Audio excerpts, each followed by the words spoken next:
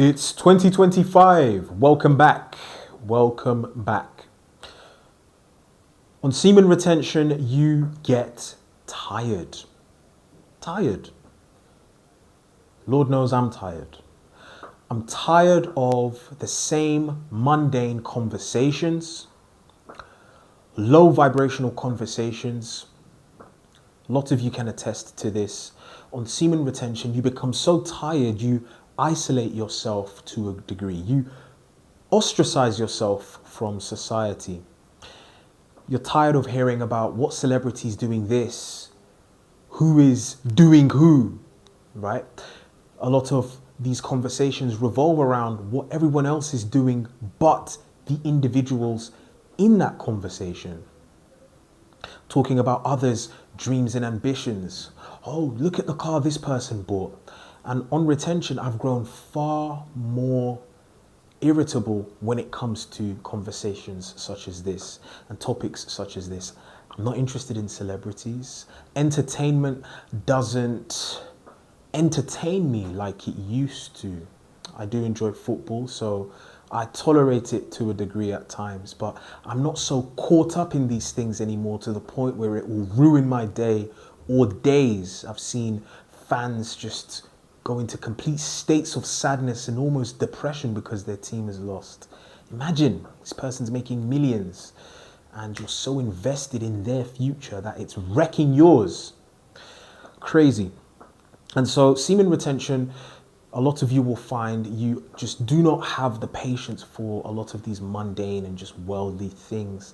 You're tired of going to meet up with your friends who are constantly talking about what girl they're going to stay with, how beautiful this girl is. And it's fine appreciating beauty, but we know the lens through which they're looking at it. It's highly objectified and instant gratification based. It's bordering on animalistic. And the way I just look at this now when guys have these types of conversations, I really think this. I think, well, look, come on, man, like there's more to meetups than just talking about sex, entertainment, girls, who's doing this. And so on retention, you become very tired. Your mind is seeking higher things. Retention alone is a way for you to develop and improve yourself. And so you're going to be drawn towards things that can enhance you, whether that be spiritually, financially, physically. You start to think more expansively, procure books that can enhance whatever sphere you're trying to enter into in more depth. And so a lot of these conversations are hard to come by with individuals. But the good thing is, when you do meet somebody that you vibrate with, you're going to have a very fruitful and enriching engagement. But for the most part, a lot of people, conversations are going to be mundane and you grow tired. I'm tired of these things. But rant aside, I want to talk about another aspect of the tiredness that we feel for those of you on this journey. And are you not tired of this cycle? Are you not? So you start your streak. Good, very good. You get some benefits. You get the confidence boost. You have sex with the girl you thought, wow, prior to retention, this would have never happened. My confidence was skyrocketing. You have sex with the beautiful girl, all the energy's just pent up. You feel as though you're the man, the ego's got you. And that's one thing we need to be aware of on this journey. Don't get caught up in the superficial benefits, attraction, magneticism. Our ego will deceive us at some point and bring us back to square one. So you release, okay, and how do you feel? Flat, apathetic, demotivated. Hey, you think, well, you know what? I've stopped my streak. My streak's ruined. I might as well just go all in now and indulge. So this happens for days, weeks, months.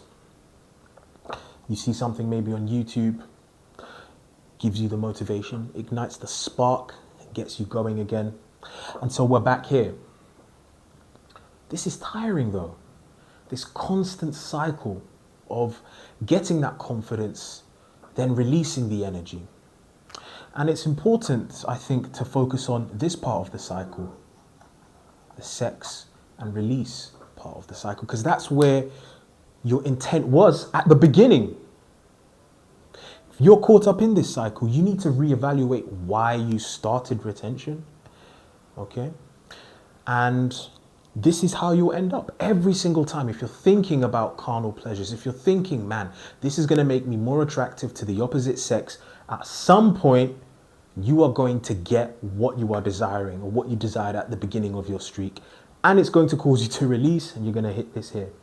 And now, don't get me wrong. I'm not saying we shouldn't release, but my God, you want to release with a partner who you love, who you have a cherished relationship with, something long-term, where you grow together and you build an empire together, spiritual, financial empire together. A long-term girlfriend who then becomes a wife, who bears your children, and you release with her. But then you know you're not carrying the same level of guilt and shame because it's through love and not through carnal lust. It's almost as though when the machine of lust is turned off, now your logical side comes back on, and then you get post-nut clarity. Like, man, like, why did I do that? This girl, was it even worth it? And it's very interesting, this phase as well, because through dating apps and just encounters with women who we look at and idealize through the perspective of lust, we do so much and get so little. You'll spend, well, let's see, expenses, right? So you'll spend time putting your outfit together, time, let's say, on fit, money, on date, okay?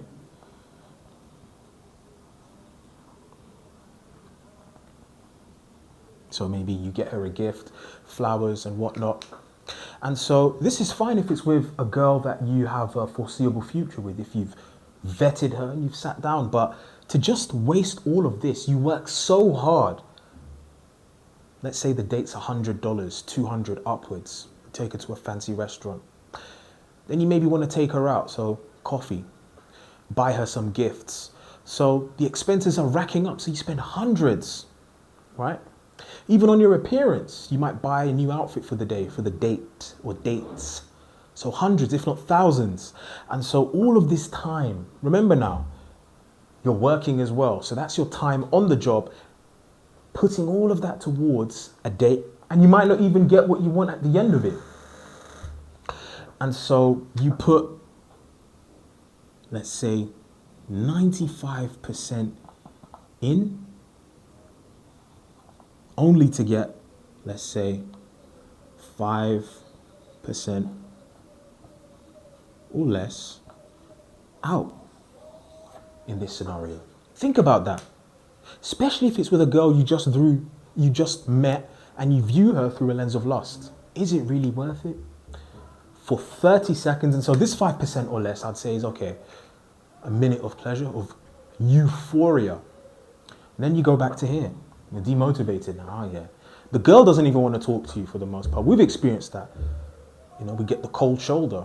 The girl wanted us, she was really after us, and suddenly I've ejaculated in her and she's nowhere to be found. She took my energy and she ran. She got what she wanted out of the deal. Financially, energetically as well. And so you put so much in. If you're operating on retention through the eyes of just lust and I want female attraction and I want to have sex. But how about this? If we break this cycle, okay, let's put a deviation. So when you do start to feel the benefits, you feel the impact, what if we have, okay, a deviation here? What is this deviation? Let's put ideal you. And so now, instead of going in this cyclical nature, you begin to work towards the betterment of yourself physically, financially, spiritually. Being on retention will give you the fuel to explore various avenues that will allow you to get to this ideal you, as opposed to, I want a woman, I want to have sex. Of course, you're going to get sex, or you're going to have some form of frustration if you can't get the sex, and you're back to square one. I want to leave you guys with this. How do you feel after you ejaculate? Think about this when you go out in public. In our previous videos, we talked about sensing individuals' auras. You can sense the aura of somebody who's wasting their energy away. If you just look at the posture of some men, you can, no, this guy I know, he definitely watches some explicit content. He's drained himself. It was so interesting the other day, I was out with my wife. She tapped me on the shoulder saying, hey, David, look at that guy. What do you notice about him? I said, yeah, his posture's bad. First thing she said to me, yeah, his energy, he just seems drained, he seemed flat. And he did. So let's not kid ourselves here. We can sense when men are drained, when there's low energy. The posture, it shows. You exhibit this feeling of shame and guilt. People pick up on it. It's almost repugnant, like it's, wow, his presence is annoying me.